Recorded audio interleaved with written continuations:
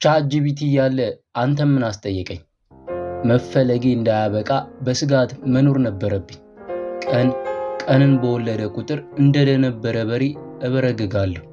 ከተቀመጥኩበት ተስፈንጥሬ እነሳና ወደ ሰማይ አንጋጥጣለሁ። ለፍርሃቴ መልስ አገኝለት ይመስል ደጋግሜ እጣራለሁ። ተመልከተው መርከሴን! ጩኸት ያስደነበረኝ። ተሸማቀቅኩ። መልሼ ወንበሬ ላይ ተቀመጥኩ። ካንጋጠጥኩበት ምላሽ አጣው መሰለኝ። ለረጅም ሰዓት ዝምታው ሰፈነ። የሆነ ነገር ሰማው እንዴ? ቆይ እስቲ ዝም በል።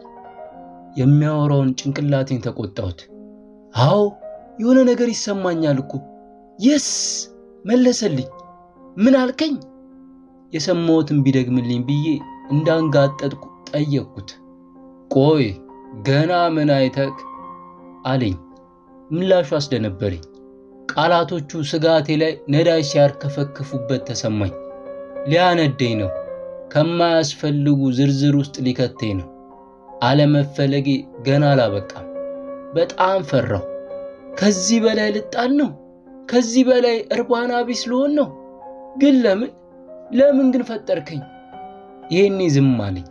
እንዳንጋጠጥኩ ብዙ ደቂቃዎች አለፉ። ምንም መልስ የለም። የቅድሙ አይነት ዝምታ። ለረጅም ጊዜ ጸጥታ ሰፈነ። ስጋት ያየለብ።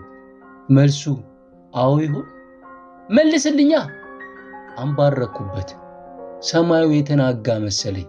ያስፈራራሁት እንጂ መልስ የጠየቅኩት አልመስልካለኝ። መልስልኛ! ደግሜ ጮኩ። ከዝምታ ውጪ ምንም ትንፍሽ አላለም። ሐዘኔን፣ መጎዳቴን፣ መረበሼን፣ እምባዬን አይቶ የተደበቀኝ መሰለኝ። ተስፋ ቆረጥኩ። ለጥያቄ ምላሽ ፍለጋ ስልኬን አነሳው። ቻት ጂፒቲን ጠየቅኩት። ትንሽ አሰላስሎ ገና ምን አይተክ አለኝ። የካቲት 7 2017